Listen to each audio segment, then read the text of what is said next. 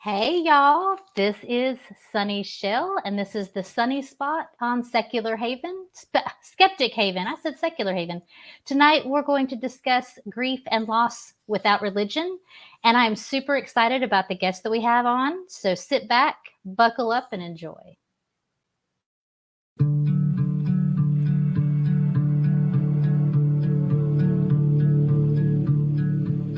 My feet are on the ground, but I wouldn't know it, I wouldn't know it, 'cause I'm stuck in my head for now, and up in my shoulders, up where I told you. And when it's daytime, I'm afraid I'm a lion in a cage, I'm a puppet on an empty stage. And when the day is bright and blue, I'm a shadow of the moon, I'm an echo in an empty room.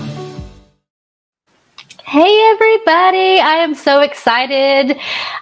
Tonight's a very important topic. Again, we're going to be talking about grief and loss without religion.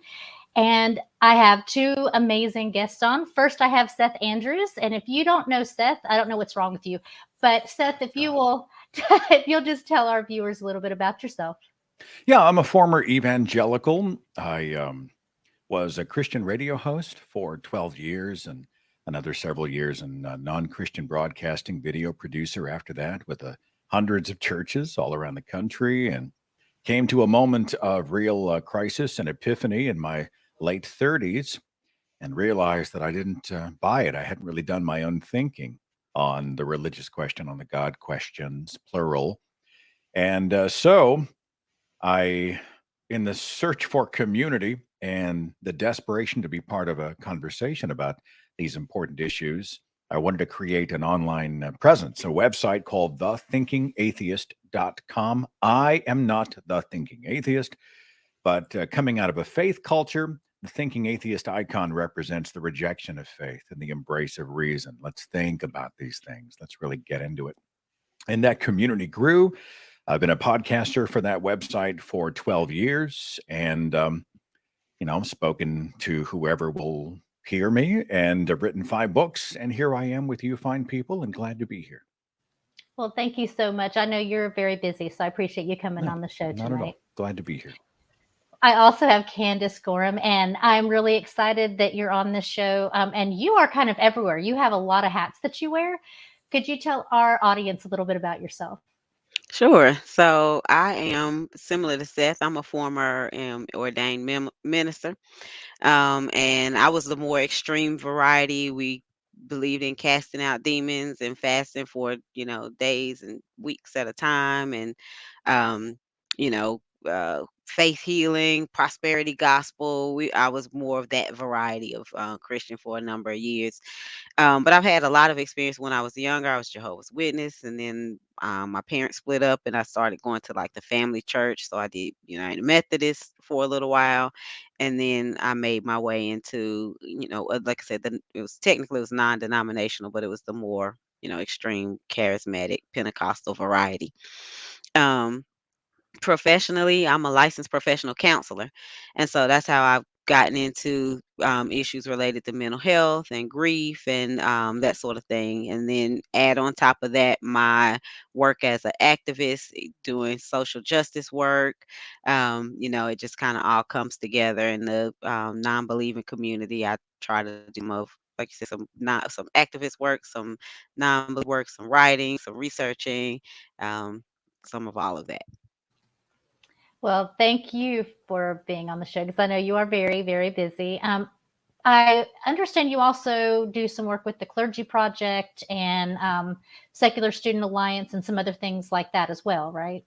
Yes, yes. So I'm a member of the Secular Student Alliance Speakers Bureau. So the schools can reach out to me, and I'll go and speak at college. And I've never been invited to a high school group, but technically I would. I'll go and speak at those chapters like that. And then, like I said, I'm a member of the Clergy Project, which is for former some of the people actually are still currently practicing ministers, but it's specifically for ministers who are no longer believers. And so it's sort of like a support network for among ourselves. I'm a member of I'm on the American Humanist Alliance board, and also the Secular Therapist Project, and so that's related to the Clergy Project, the same organization, parent organization. So that's the Secular Therapy Project, and that's specifically again looking for therapists who you don't necessarily have to be a non-believer or atheist, agnostic, or anything like that, but you have to agree that you would provide therapy only based on evidence-based models. So I guess theoretically there may still be some believers in there, but my sense is that most of the therapists would probably consider themselves to be secular practitioners as well. So That's such an important thing and something that we desperately need more of. So, thank mm, you for everything that you do. So, let's get into the topic tonight because you wrote a book on death, dying, and disbelief. And this topic actually is very near and dear to my heart because, I've suffered loss. My father died. Um, let's see, it's 2 years now. And I don't have any belief in anything. And I see a big difference in how I have handled that loss versus those around me. I live in a very conservative place. Actually, I live in North Carolina, and I think you do as well, right, Candace? yeah, hmm, And yeah, Seth, you live in Oklahoma, I believe, Yes, isn't that right? And that's so we correct. all live in very conservative areas. I live in the mountains, so it's very Trumpian. hmm, Everyone is religious around me. I swear they are. Um, but the way that I handled it is very different than those around me. So, hmm. what made you decide to write this book? So in 2019, my high school sweetheart died in a from a car accident, and he that was what triggered it. To be honest with you, it was a devastating loss. Even though he was my high school sweetheart, we had both had our first marriages, divorced, and moved on from those marriages and reconnected with each other. So we had become very close again. And so again, like I said, it was a car accident. So it was just, unexpected. And that loss was just, I mean, it was utterly devastating to me. It was probably one of the toughest things I've ever dealt with. And that first year was just a blur. And if you read my book, there's a lot of poetry that's throughout the book, and it's stuff that I wrote while I was mourning. So it's a lot of there's a lot of information. The poetry kind of gives you an insight into kind of how bad it was for me. And around the time of the first anniversary, I thought, a few months leading up to that, I thought I was feeling better. I'm doing good. And about, I say maybe 2 months before the 1 year anniversary, my mood started kind of slumping. If I saw a picture of him, I get sad. But I thought, oh, it's no biggie. I can deal with this. And as it got closer and closer, and I started to revert back to it was just like day one again, and the grief just flooded back, and I thought I cannot do this. I cannot have this level of grief for another 6 or 8 months again. I just can't. It was just too much. And so I thought, what can I do, to try to deal with this? And I'm a writer, and so I thought, you know, I there's been no re I had there's no resources. I haven't found any resources specifically like substantive, like a self-help book, sort of like what I wrote. I haven't come across any significant resources for non-believers who are grieving. I'm a counselor. This is what I do. Who better to write a book about managing grief from a secular perspective than me? So I reached out to my publisher, and I pitched it to him. He loved the idea, and I think I worked on the book night and day, and it was just very cathartic for me. It was a healing process for me. By the time I got to the end of it, so much grief had resolved in a way that I had never been able to experience. And so it was just really a labor of love for me, and it was a way for me to process my own grief. And so the book itself is very personal. I talk a lot about my personal experiences. I get, even I would say even graphic as I describe what my grief was like. And so the book, you get to find out what was going on with me. But then the book itself is really 10 chapters about like tips for how to manage grief, things to do. So even though there's a lot of personal elements to it, it's a very practical book. It's very short. I think it's like 120 pages. And my point was, I need something. I feel like when you're in mourning, when you're in grief, you don't have a whole lot of mental, emotional space to be reading, a 200-page deep metaphysical meditation on whatever. You need something to say, what can I do today to feel better? I can't get out of the bed today. What can I do today? And so it's very quick, it's very short, it's straight to the point. And it talks about, my goal was you should be able to open that book, put your finger on any page, and walk away with something that you can do today, right now, to try to help you manage your grief better. So it's a very practical book in that way, but it was inspired by my own personal loss. Thank you for that. I think it's interesting how our personal experiences, like you said, you're a counselor, you're a therapist, and your personal experiences led you to this, not like seeing this come up with a lot of your clients. It was your personal experience that kind of sparked this. Hmm. So I'm curious, Seth, have you had loss in your life, and how did you handle that? Yeah, well, my father passed away last year. We weren't close. I talk about grief in a few contexts.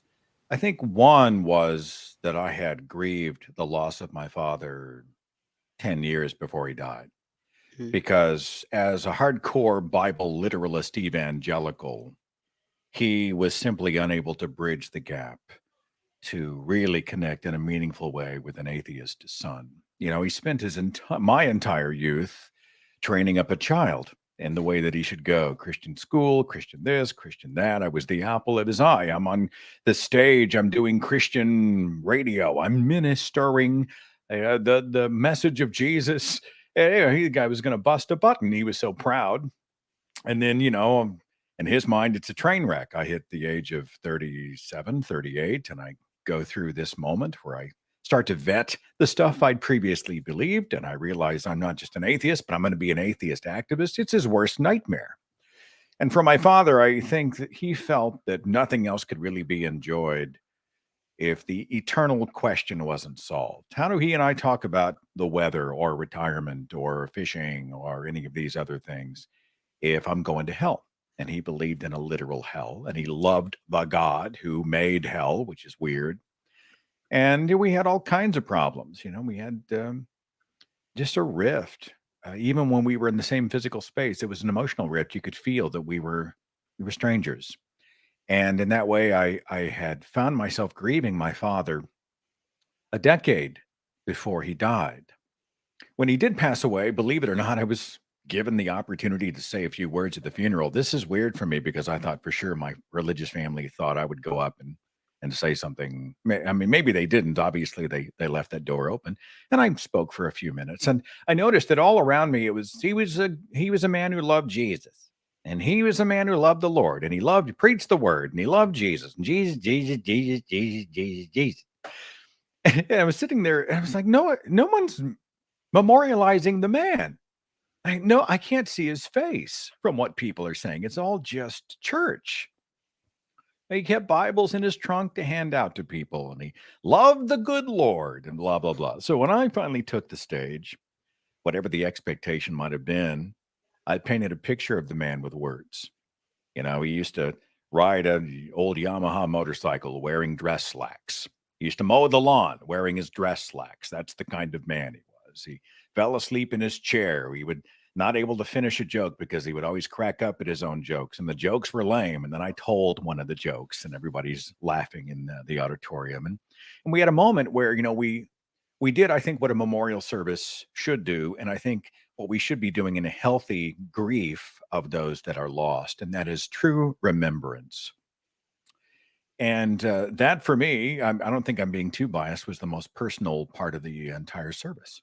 It was the part of the service that was really about him, not about the fact that his identity had been taken over by this religious belief. I mean, everybody's like, Jesus, Jesus, Jesus. I was there to talk about dad, dad, dad. And I broke down a few times on stage. It was weird, for somebody who had been so estranged. I hadn't felt much. And when I was on stage, it just hit me all of a sudden. And I found myself unable to finish a few of the sentences. Where'd that come from? What's that about? We weren't close. Why did I feel that in the moment? Did I get caught up in the service, or was there something buried underneath? I'm not trying to be, dramatic about it, but it was weird. And I've had a chance to think about it since. I'm still not exactly sure where it came from, except perhaps harboring pain and regret of a relationship that should have been, that religion cheated us out of.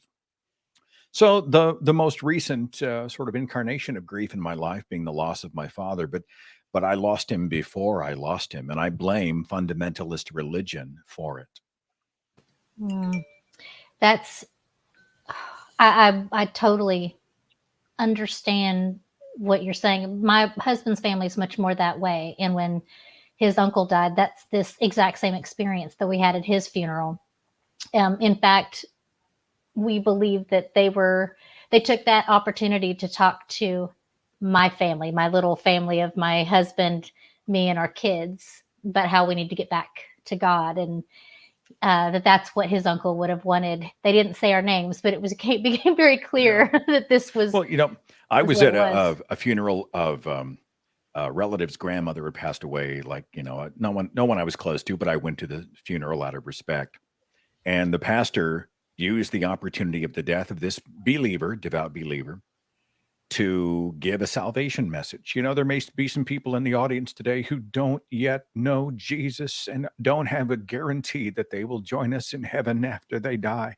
And this life is a temporary life, and we are all mortal. And I would like to just say a prayer. And if you're in the audience and you want to meet so-and-so and the rest of us in heaven, say these words with me. I just got angry. Mhm. I just felt, I had these goosebumps, and I felt just my whole nervous system began to charge. And I thought, how dare you? How dare you? And it shows how fundy religions normalize what is the abnormal, and they consider appropriate what is the inappropriate. This is not a healthy way to grieve. And it's certainly inappropriate to tell other people, well, because it's really passive aggressive, if not outright aggressive. Oh, you're going straight to hell. Say this prayer so that when you're a dead person, you won't fry forever. That's a pretty awful thing to do at someone's memorial service. I completely agree. I'll just give you a little comparison. My family, my immediate family, my mom, dad, and I don't know if my two brothers really are not religious, but they at least don't wear it on their sleeves like most people do. When my dad died, we didn't do any of that. We were all around him when he died, and then the next few days were spent taking care of his cremation, and then we had a potluck at my mom's house, and only those of us that were close attended. It was basically his kids and their spouses and their kids. My mom, her brother and sister came from out of state, and we played cornhole, and we cooked hot dogs, and we talked about my dad with his urn sitting there, and reminisced, laughed. It was our thing. Nobody else needed to be a part of that. My mom was very adamant about that. My dad wouldn't want to be on display. He wouldn't want to, have a receiving like that and have a bunch of people talking about him that didn't really know him. And his life centered around his family. He also sat us down before he died. He was dying of cancer. And he said, I don't believe in any afterlife. I don't believe that there's anything other than this. And when my brain ceases to function, that's it. But I want you to know I've lived a really good life, and I'm proud of the kids that I've raised, and I've done everything I can to take care of mom, let her live a good life. And I'm happy and I'm okay. And it was a much different experience than what I've seen with others who are steeped in religion and that belief. Have either of you seen or experienced non-religious ceremonies or services? I mean, obviously, no one came to mind, but family. But have you experienced anything like that? And if you have, what were your takeaways compared to what we just talked about with the religion and kind of using someone's passing as a way to bring more sheep to the flock? I defer to Candace on this. I don't think I've ever been to a memorial service where it wasn't in some way churchy. In my whole life, I can't think of one. So I defer to you, Candace. Wow. Yeah, no, I'm exactly the same. I'm I'm from a black family, obviously, and it's quite religious, as you might know. And so I have never been to a single religion way, I mean, or a single funeral that did not involve tons and tons of references to Bible and God and Jesus and heaven and hell. Like Seth said, I've been to plenty of funerals where there were not just was it an opportunity to say, hey, come to Jesus, but it was literal full blown altar calls, like come down now, let's lay hands on you and pray for you right now with the dead person laying right beside you. So I've never experienced anything that was even borderline, free of religion. Like everything has been very explicitly religious. And so I would love, and like I said, I definitely have been. Had that same experience of getting angry, feeling angry at a funeral because, it's like I've been to funerals where people were saying things about the person that I knew were not true. That I knew this person didn't believe in, quote unquote white Jesus. But yet and still, this is what we're talking about, that this person was a, holy, saved, born again Christian that loved Jesus. And I'm like, no, he didn't, or, somebody, a trans woman or trans man, I'm sorry, who, everybody's swapping down, just, was going to heaven no matter what, even though they were simultaneously preaching against homosexuality literally during the funeral. So it's like, I mean, just terrible, terrible stuff that I have seen. I was at a funeral for a fellow broadcaster who died. His name is Rick. He never went to church. He didn't care about religion. You know what I'm saying? But at his funeral at a Methodist church, it's almost like they used his casket as their soapbox. And you know what? Mhm. He's a man who loved the Lord. And I'm like, well, I worked with him for years and years. I never heard him once talk about anything religious. I don't think he cared at all about religious. And I think, there may be a few gears in that machine. Were they weaponizing his death to sell the gospel? Maybe. Were they simply trying to comfort themselves by assuring themselves and everyone else, we will see him again? He was a believer. So now, he will be there whenever we die and we approach the pearly gates. I understand.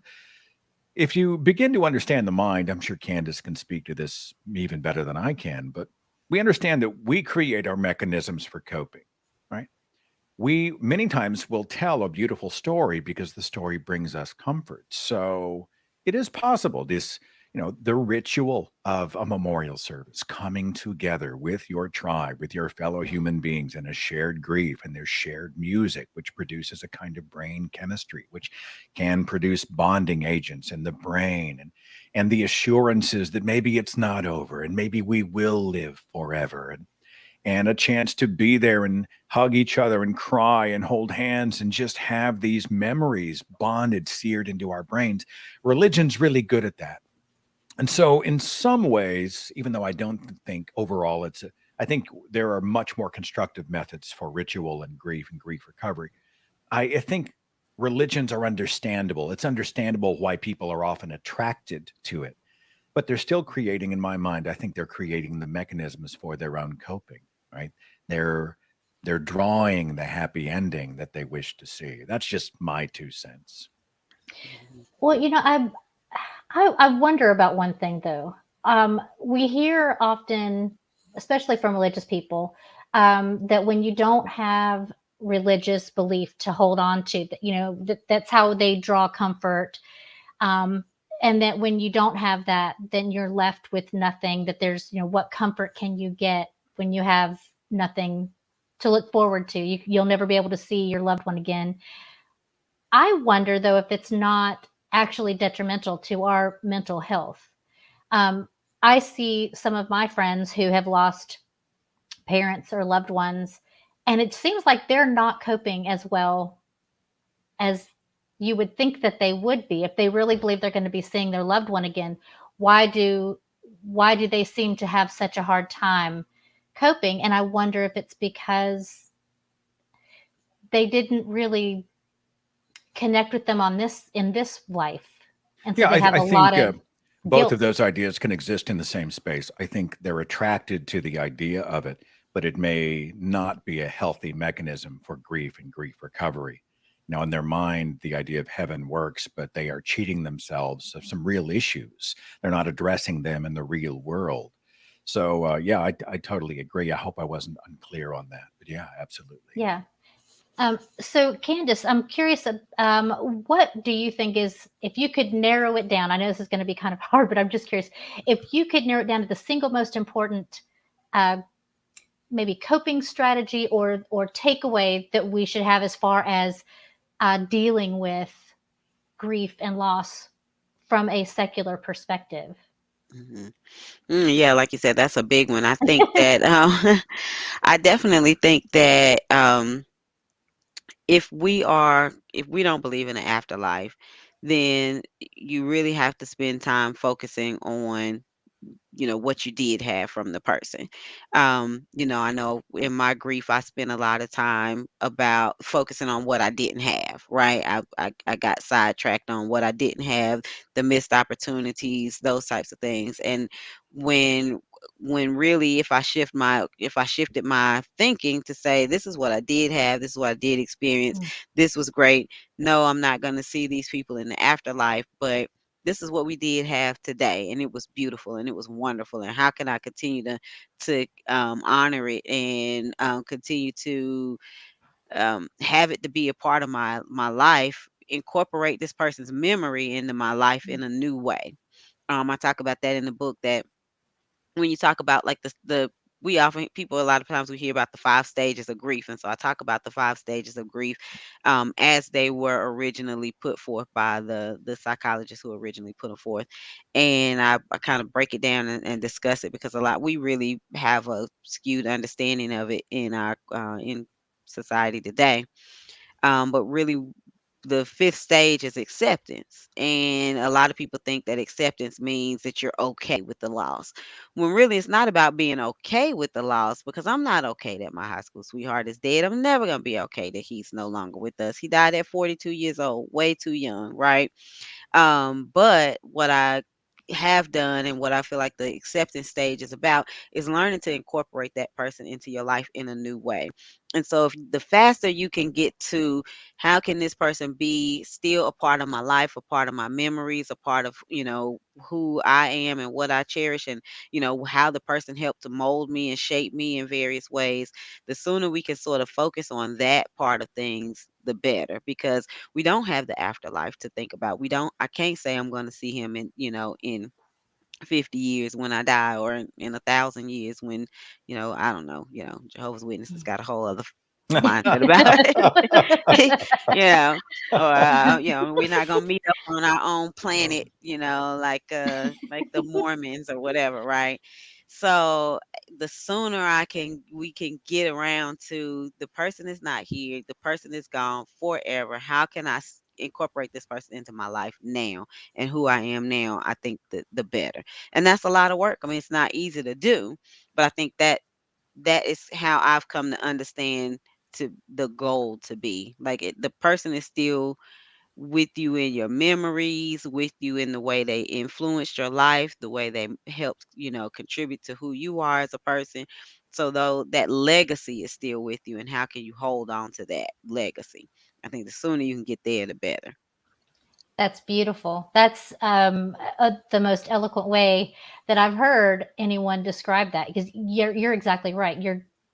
You are incorporating them into your life in a whole different way, because you will never um, lose the connection and the influence that they had on your life.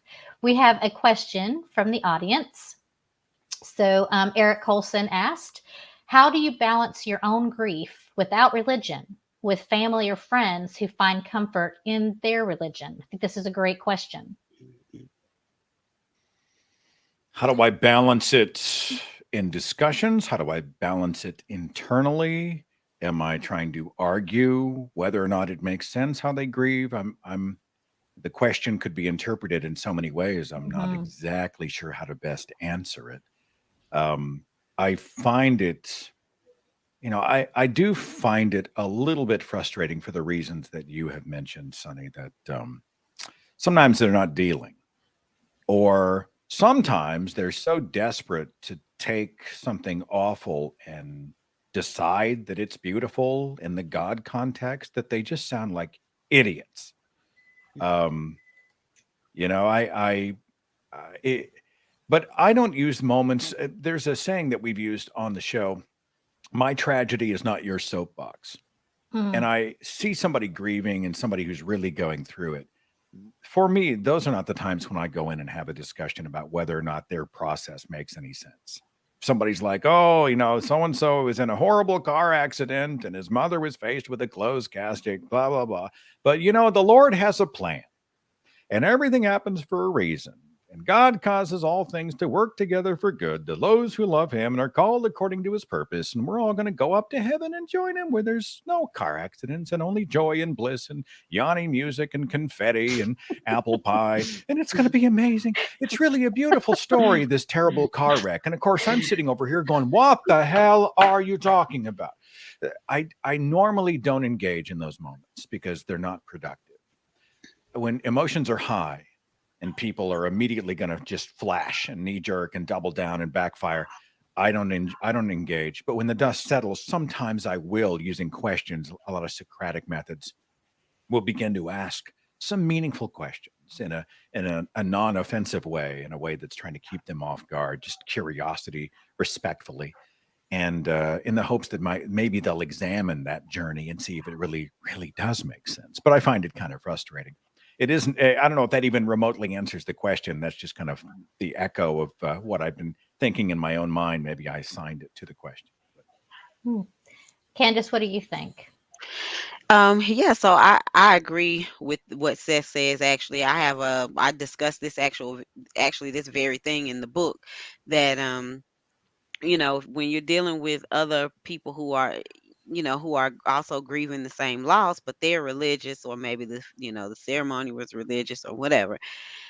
Um, you know, I don't find it to be helpful or beneficial to try to engage at certain times, right? In certain, like I said, let's say we're at the memorial, we're at the funeral, or we're at repast after the service, and we're sitting around recalling, memories and those types of things.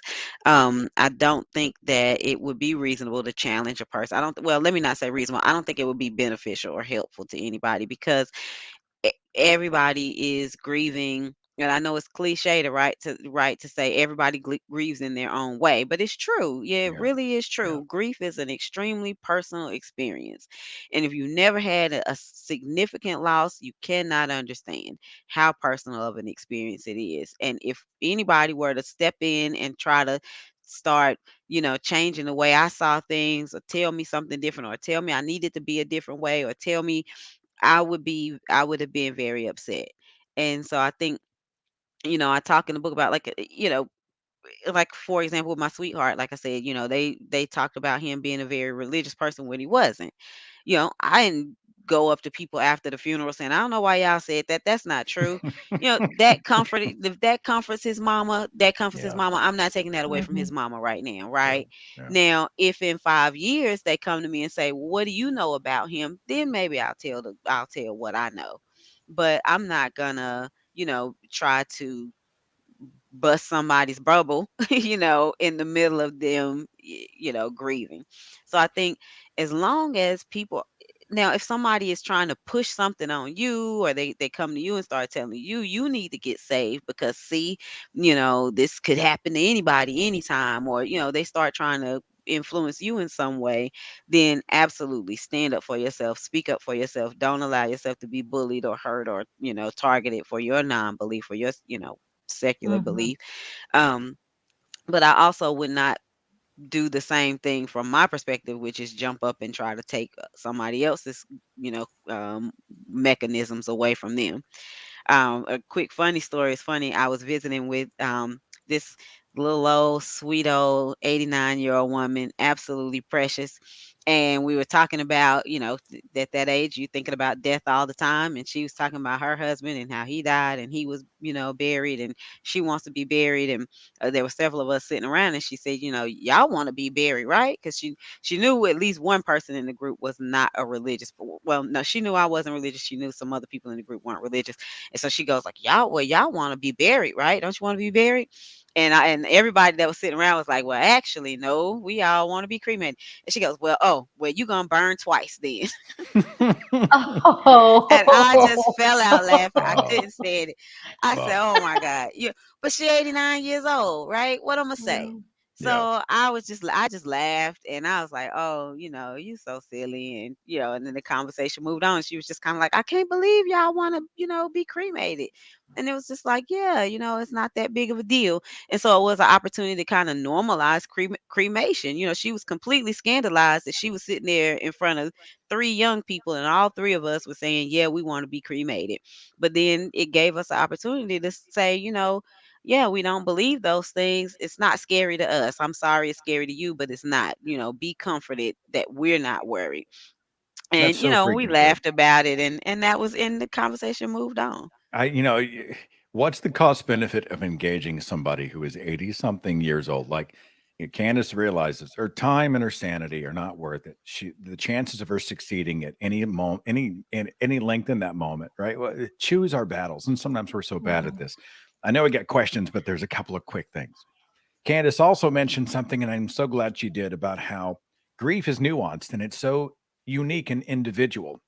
Like, everybody grieving differently, sometimes they'll punish themselves if they don't follow those stages of grief. Oh, well, I'm supposed to feel this, and then confusion, and then denial, and then anger.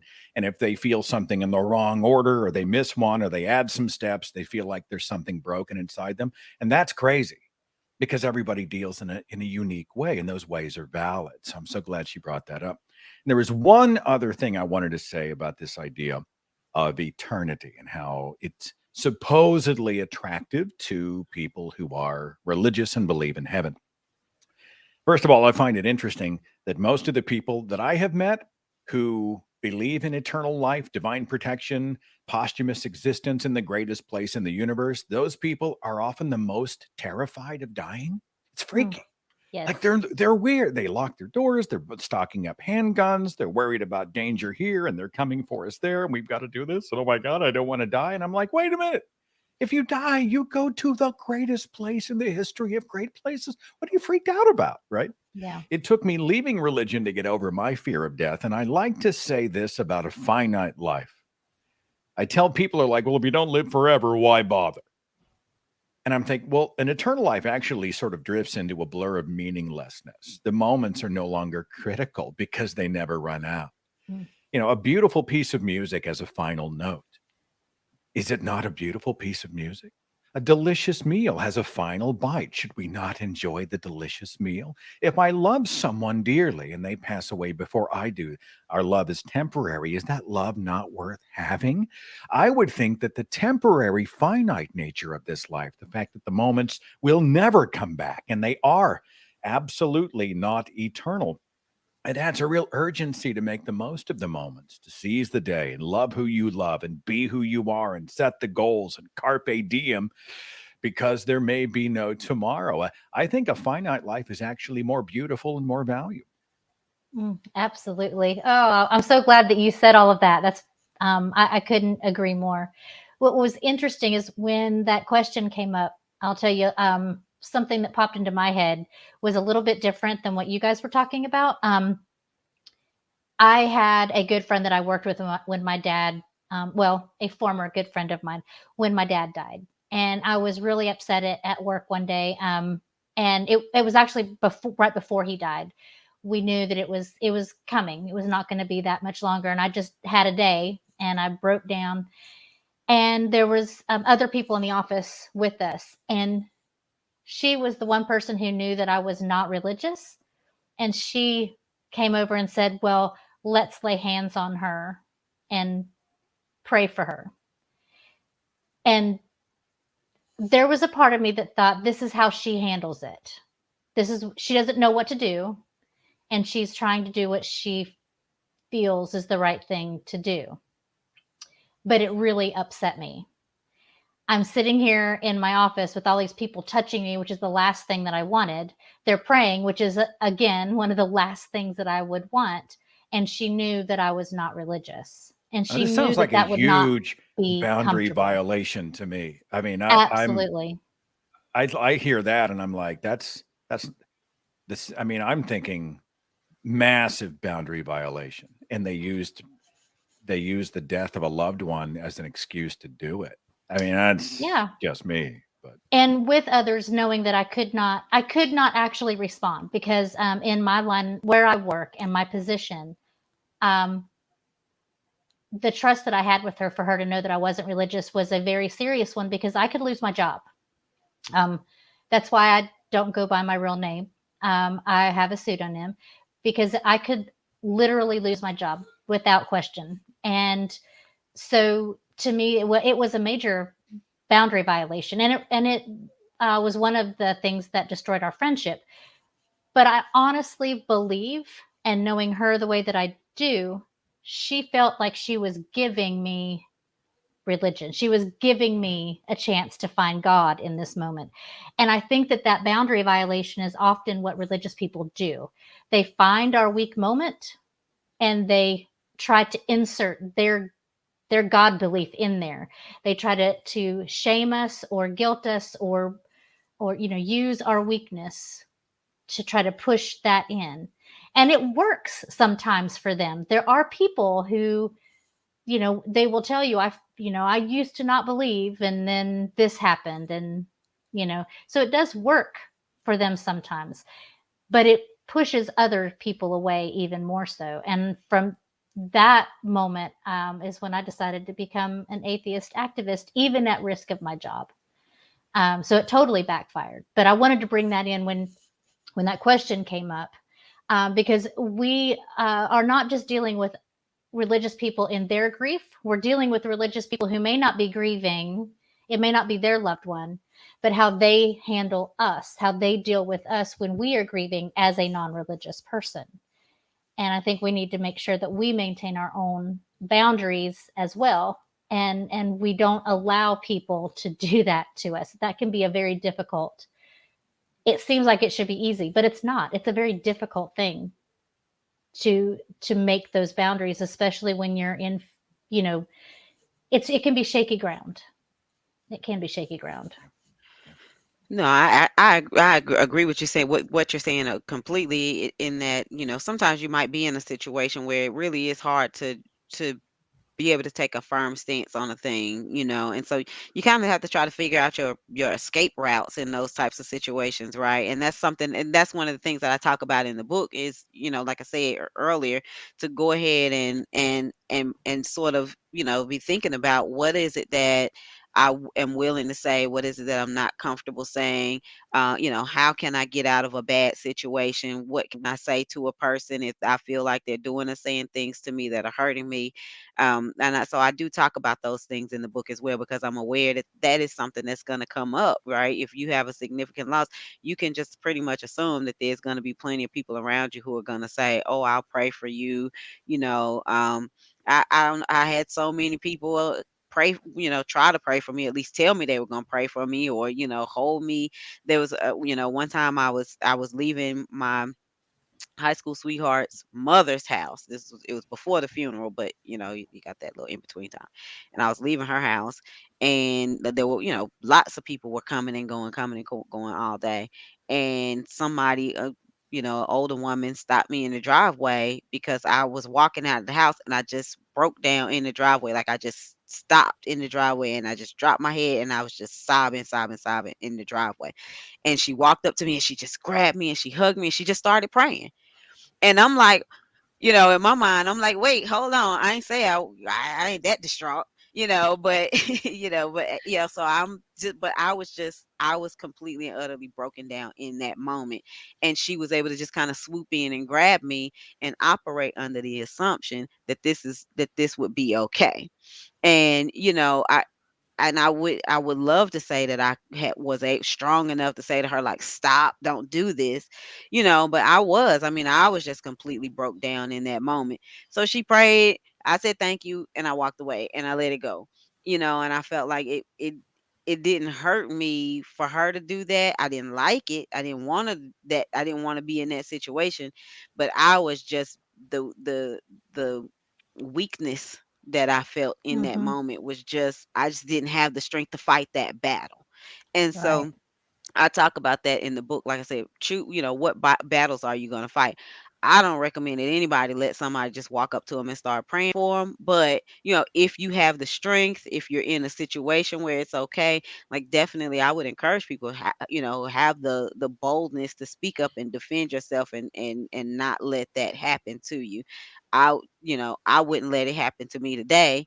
But like I said, that was just, he had just died like, 5 days ago, and so there was just nothing in me to be able to fight any battle Mhm. whatsoever at that time. But I definitely think that, if you can kind of sort of think about those things in advance before you end up in a social situation, then you may be able to kind of combat some of those things. And that was just, it was not something I had thought about. It was not something I had reflected on. Like, how am I going to react if people try to pray for me, if somebody wants to, you know, but I thought she was coming up to me to give me a hug, and was just holding me and saying, "Oh, it's gonna be okay. It's gonna be okay."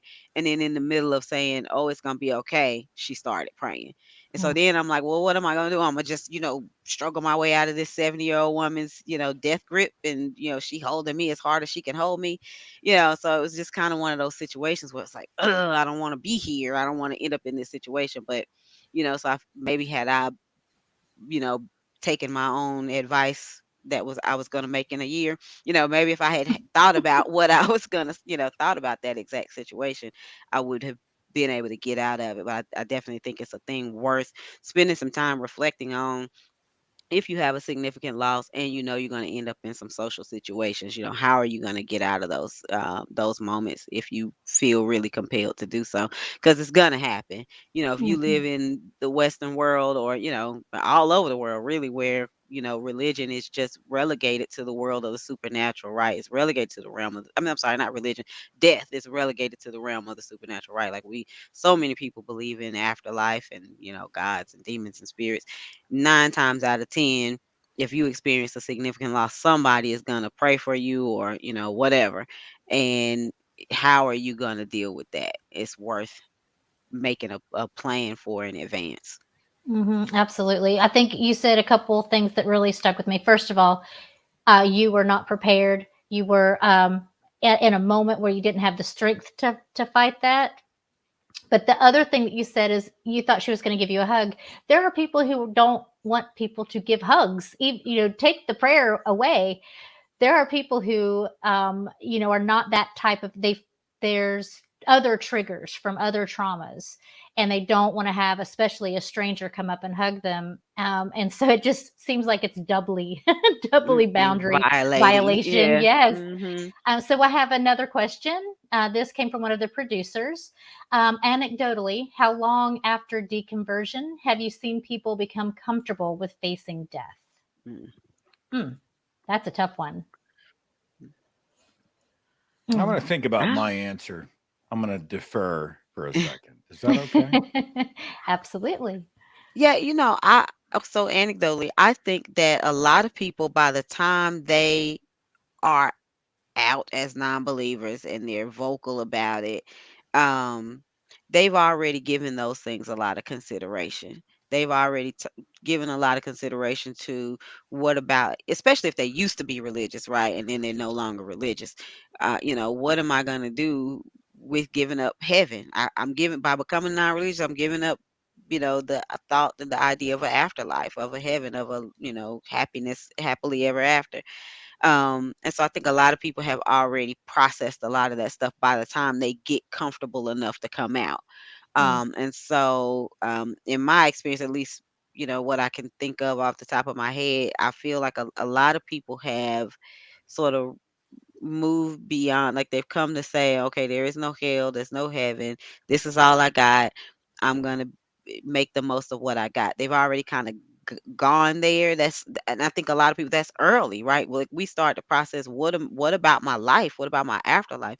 That is something that we process early in our deconversion process, because that's such a, I'm gonna end up in hell forever. So I gotta address this early on before I can feel confident and comfortable in my non-belief. And I think a lot of people have already, now, mind you, when you face a significant loss, again, as I reflect on various people that I've talked with about significant losses over the years, and people that I've talked to since I've written the book, I think all of that stuff comes back up, right? All of the, oh my God, what if there is an afterlife? Oh my goodness, what if there is a God? What if I'm missing out on something? What if that person goes there and I never get to see him again because I end up in here? Like all that stuff comes up again. But I think people by that time have a lot of sort of tools in their tool belt to kind of combat the discomfort that they feel, combat a lot of the doubt that they have. So it's still an issue. It's still a big deal. And again, I keep going back to my book. I'm sorry.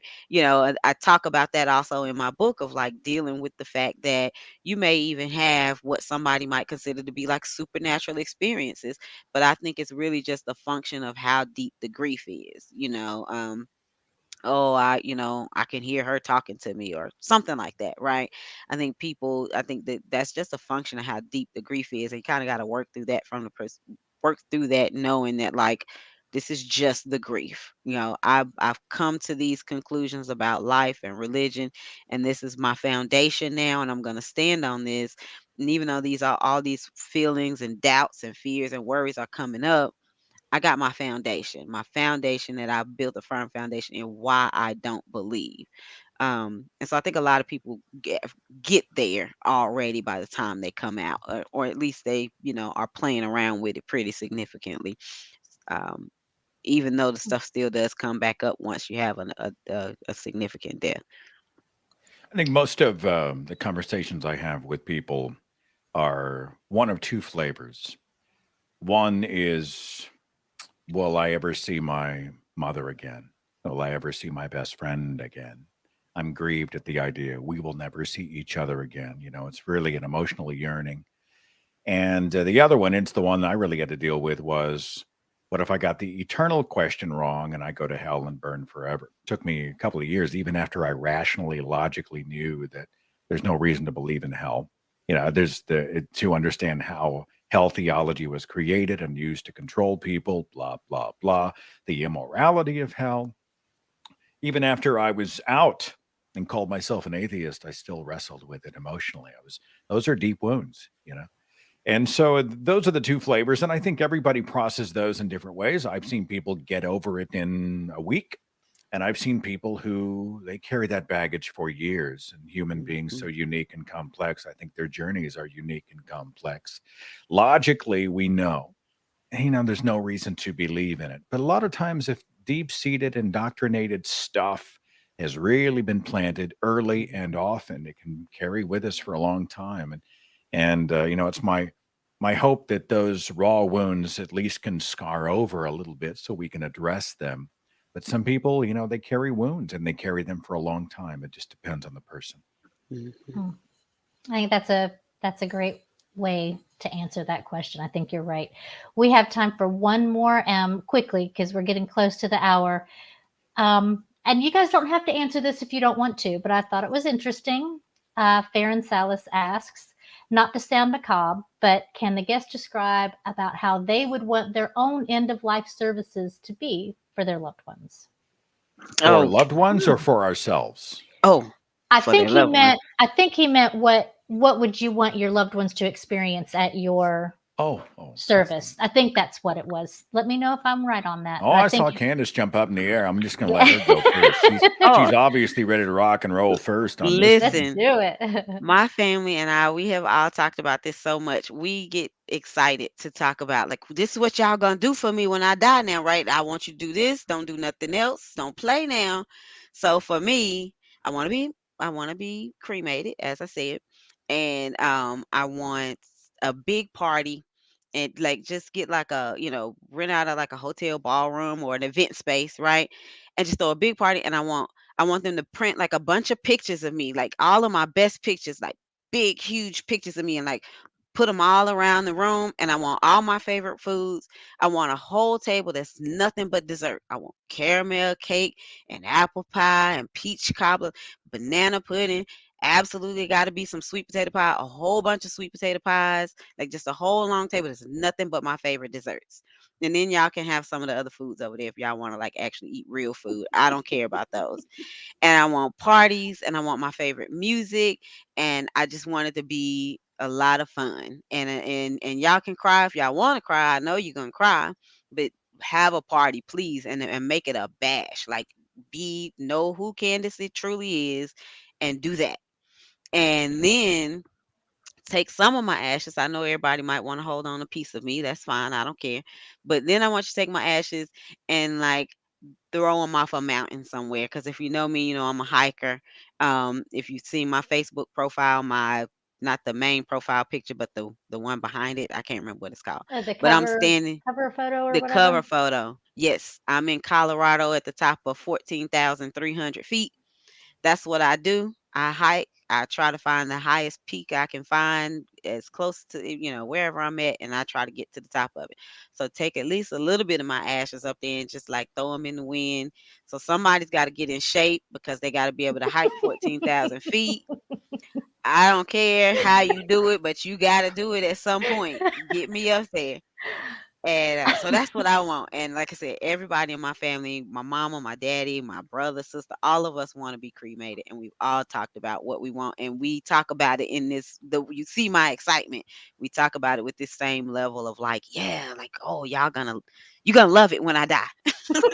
So I am wanting to become your BFF because when you die, I want to be at that party. Yes, I you was are having that so same thought. invited. I thought, Candace, I want you to live a long, long, long, long life, but your funeral sounds lit, Yeah. right? Right? I'm Yes. there. I thought about my own, like my worst nightmare is somebody uses my death as their soapbox. Like my Yes. theistic family says, you know what? Let's jump in here and we will find a way to inject Jesus into his funeral. And I told Natalie, do not allow this. We don't have a pastor. I don't have an officiant in mind.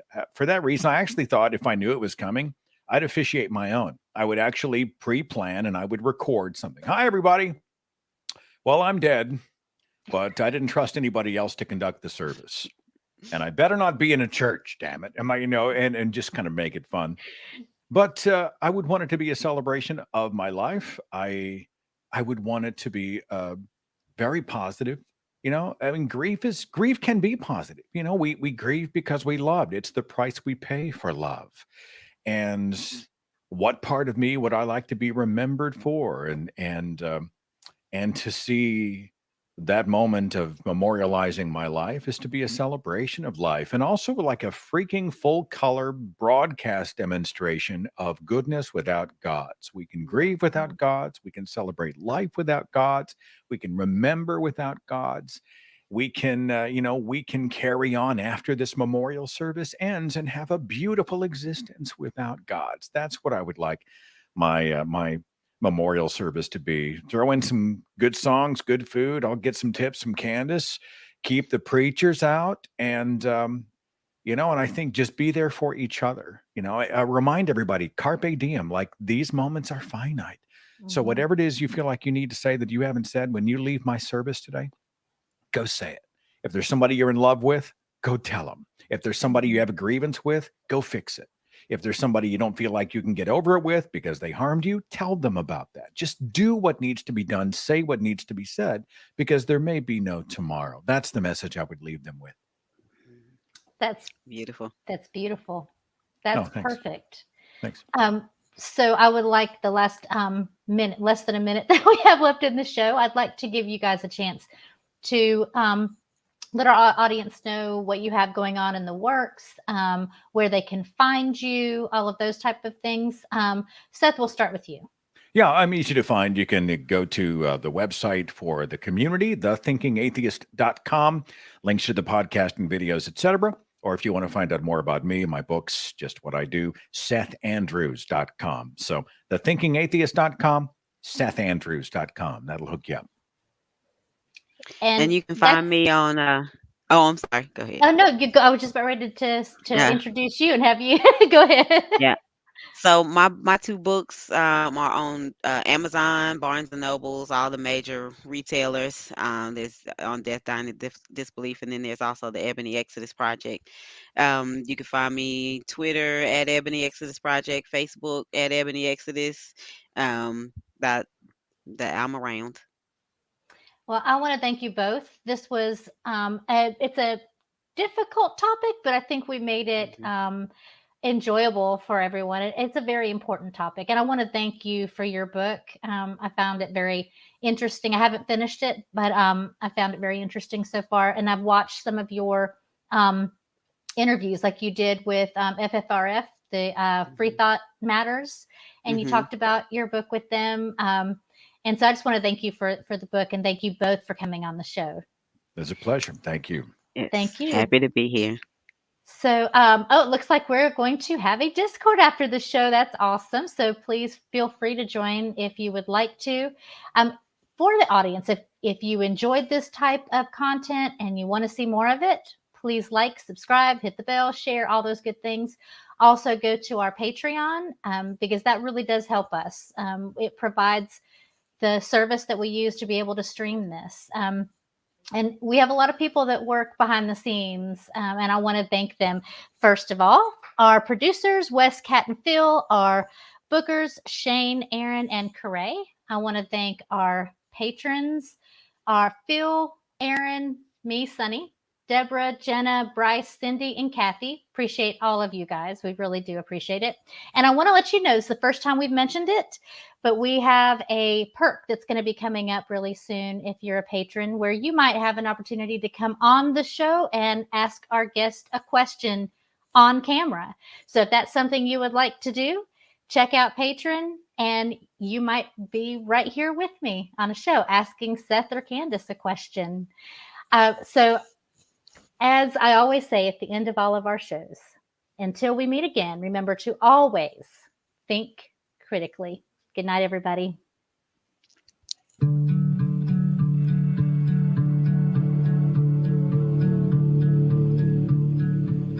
My feet are on the ground, but I wouldn't know it, I wouldn't know it, 'cause I'm stuck in my head for now.